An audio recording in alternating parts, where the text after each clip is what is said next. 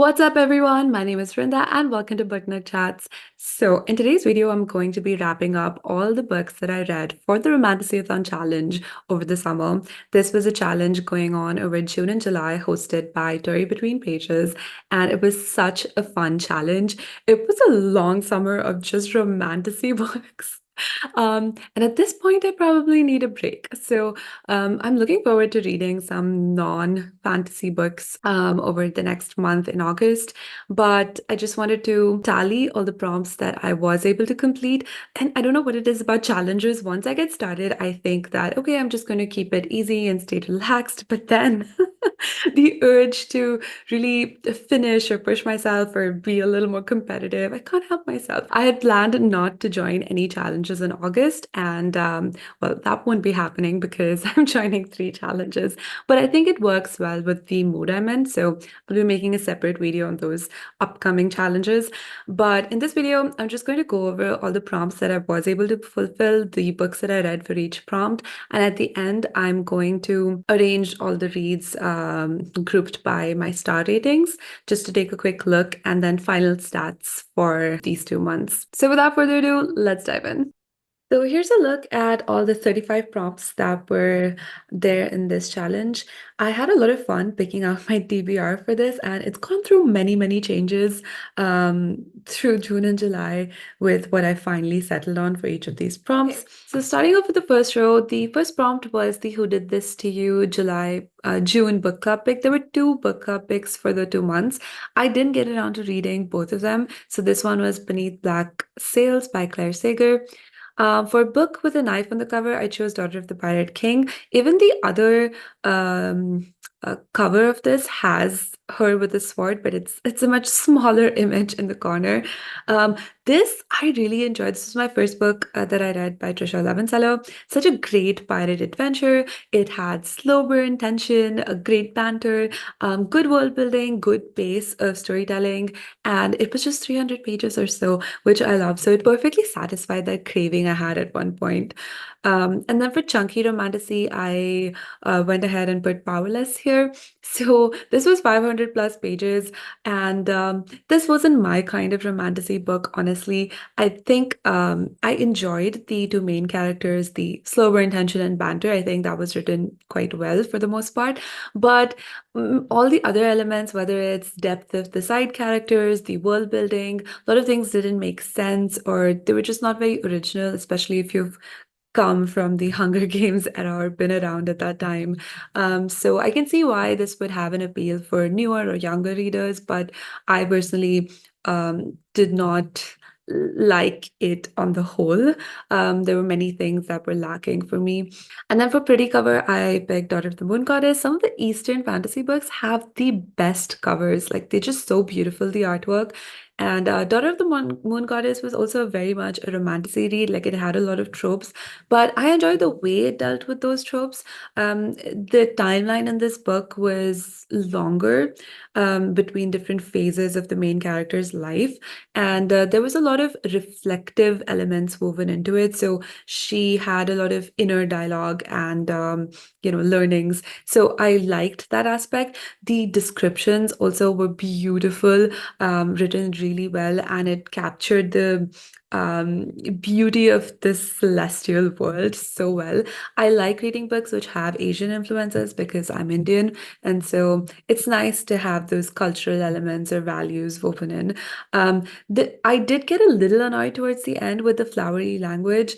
Well, not annoyed, but rather it just didn't fit very well because there are scenes which are more active, and so within those scenes, if the words being used are very descriptive or again it's too focused on her inner thoughts, I feel it doesn't fit well with what those scenes require. So that was the only thing that I had with this book. And then Touch Her and You Dry Trope. Oh my goodness, I read Six of Crows and Crooked Kingdom finally for the first time in these 2 months, and I loved it. I love a good heist, I love a good con, but I love Leigh Bardugo's creature verse, her world building. It's just so good. She really does a great job of getting into the character motivations. And I loved how this switched perspective. I love how it really built depth with the characters, with the flashback scenes and the way it was woven into the current events and how it impacted their evolution and growth. That was something that I really loved. So I enjoyed getting to know all these characters, and this was an amazing read. And then for Marriage of Convenience, I picked Married by Scandal. This is part of a series of standalone books by different authors. They're all novellas, like so 200-ish or even below 200 pages. This one is by Tessanja Odat, and she has a couple of other books that I've seen around. This book was such a great blend of like a Regency romance kind of world, and then mixed with modern elements of like people having careers in restaurants and pubs and events, and there's automobiles in here, and then a fey fantasy world. So this was a really good read. I enjoyed the romance. The ending was a bit, I guess, dramatic and cheesy, but this is what it is. These are like really cozy romance books that you can read, but I enjoyed this about her books. Then for Forbidden Romance, I picked An Enchantment of Ravens. This was such a lovely read. I love Margaret Rogerson's writing style. There's a good sense of humor woven in, and I really like the main character, Isabel. I like the thematic conversation this book had on the superficiality of the Fey world, and then what does it mean to be human, and what are the things that you would value as humans. And so that was really interesting. Plus, this was the first book I read when I joined Fable with a club, and that was such a great experience. I thoroughly enjoyed having those discussions and like reactions and sharing that with other people. So also, I love this cover. It's one of the prettiest covers I've seen. And then a book everyone's talking about, I added in Powerless here. For Enemies to Lover, I added Six of Crows. That's Nina and Matthias's journey. For Secret Air, I had picked Jasade, but I couldn't get around to reading this book. This was also 500 plus pages, so quite chunky. Dark Fantasy, I read at the Shadow and Bones trilogy, so I put in Ruin and Rising for Dark Fantasy. I loved my reread. I read it again after 4 to 5 years now, and I love the show as well. I just love this world that she built. The magic, the character dynamics, the entire storyline, the theme that she covers. I really, really enjoyed it. And I think it had a solid ending. A little bit bittersweet, I suppose. It is like it feels you're leaving empty, but a good ending nonetheless. Knife to the Throat trope, Daughter of the Pirate King. This will fill that. Great Quest, Siege and Storm. This was the second book in the trilogy, and this had so much adventure, and it also introduced Nikolai, who's one of my favorite characters, so charismatic and just jumps right off the page. And there were so many other characters that were introduced, and it was great to see them working together in those dynamics. And then for Forced Proximity trope, also I picked Daughter of the Pirate King. And then coming to a new release, and one bed tropes. So let me open up both these. So Fellowship of Bakers and Magic by Jay Penner. This is a very cozy fantasy romance book. It has like low stakes but high fantasy world. And this is very much like Legends of Lattes vibe. It has a baking competition and just so many food descriptions. The book even has recipes at the end, so you could actually bake something and just enjoy it along with it.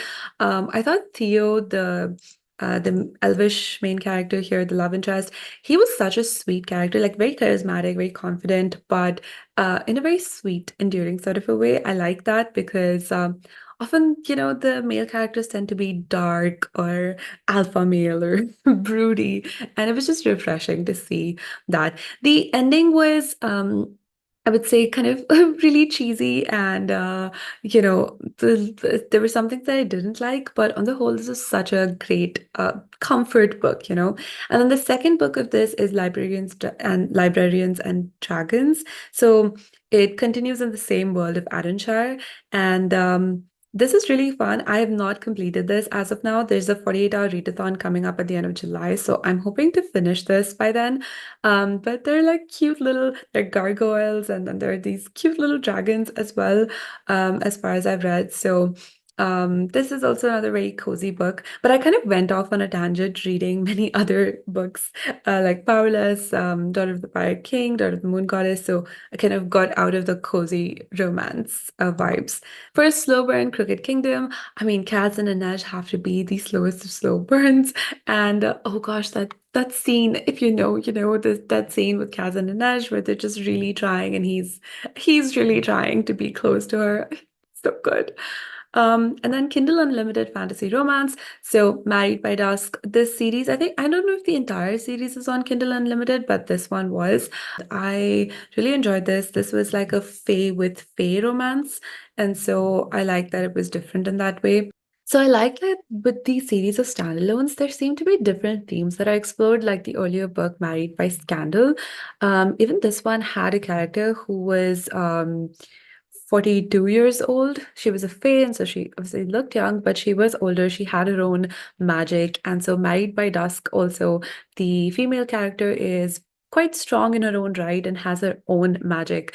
And that's something that's refreshing to see rather than the normal trope of a human going into a fantasy or fae world where they are at a very severe disadvantage. And so the solution is that they turn into fays, or other times it's very hard to make it very realistic in terms of them being able to cope in that world against those beings. Like even Powerless, she was at a very severe disadvantage, and I don't think she could have survived without the help of people who have magic, in this case, Kai, who took an interest in her. Um, a good example, I would say, is Cruel Prince series, where Jude, she never really turns into fish. She remains a human till the very end. And I think Holly Black did a great job of creating a storyline where um, her her um, her strength is through the strategy and her really being more clever and cunning. And it makes sense because she's been part of this world from a young age. So there are different ways that she builds on her skill sets or makes up for not being as gifted. And she does suffer for being at a disadvantage through the series. So I liked that in that series. Okay, moving on to new book, new to me book or author. Actually, most of these were new to me. So I picked A Very Secret Society of Irregular Witches. This was such a happy sort of a book. I loved reading it, good sense of humor. It was refreshing that it was set in the real world, and then there's just this witch magic, a lot of potion making, magical teas. I love that. And it has a good like element of found family. There was a problematic plot ending at the towards the end, but apart from that, I really enjoyed this book. It also had this very grumpy sunshine kind of romance, but overall a likable character, like Micah Moon. She was a likable character. Romantasy that's been on my TBR for a while is Court of Frost and Starlight. So I read the trilogy in back in April, and it's been a couple of months, and now I decided to read this and also read Court of Silver Flames. But reading Court of Frost and Starlight destroyed my will to actually continue with the Akatar series, just because I feel like the character evolution is getting worse. This book, for some reason, made me hate Recent and Farah.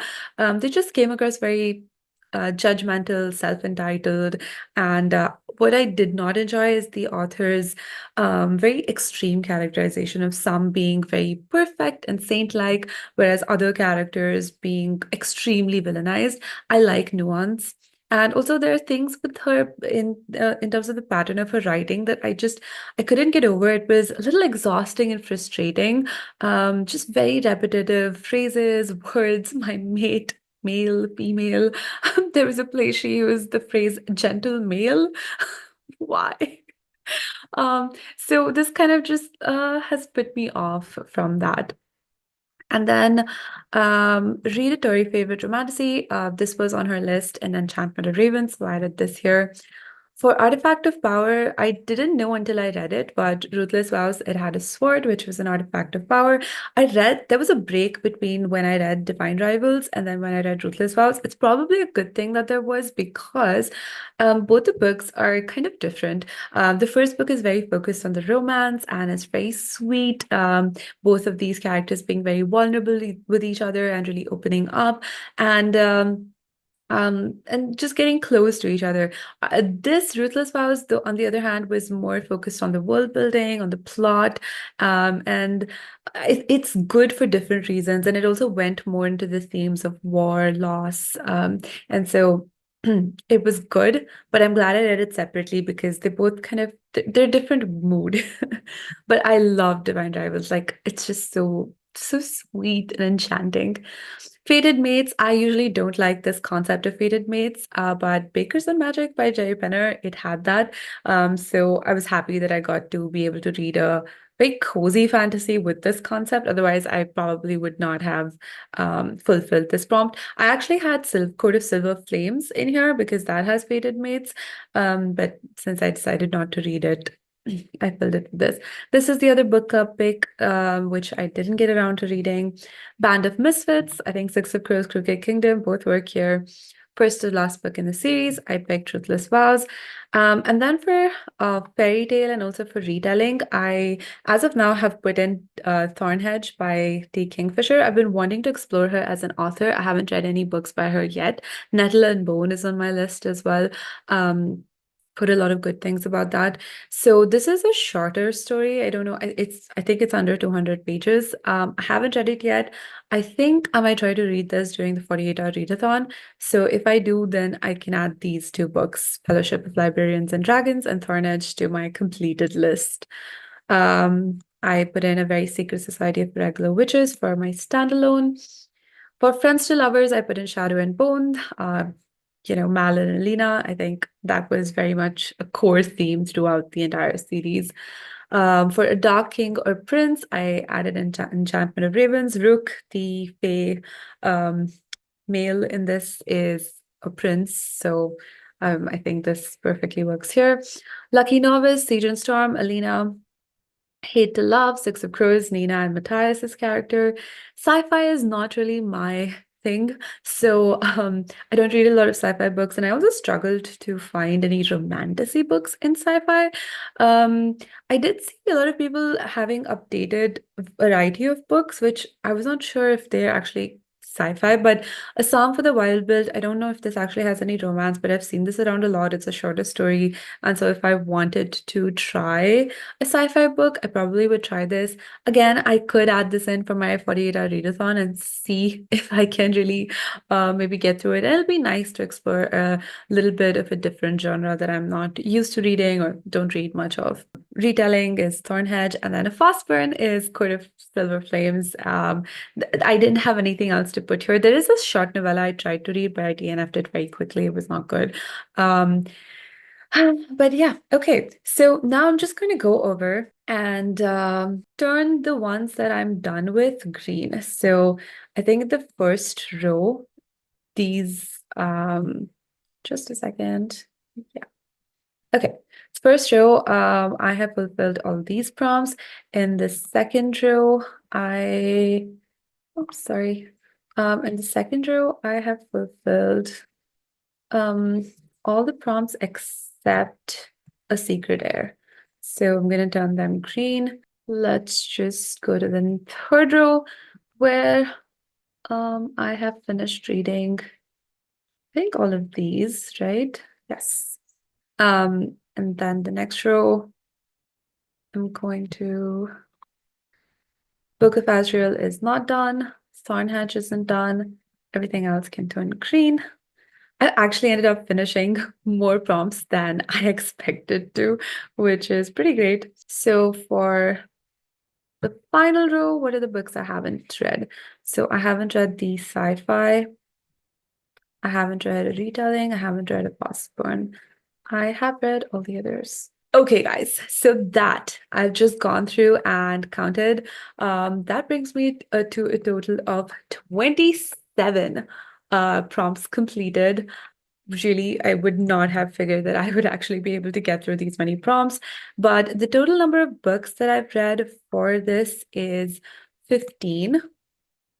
And if I happen to read the 3 books that I plan to, then those could be added in here. So that would bring it to 18 books. And I think I'm just not going to, and the total number of pages I read, by the way, 6,223. I checked this, 233. I checked this earlier.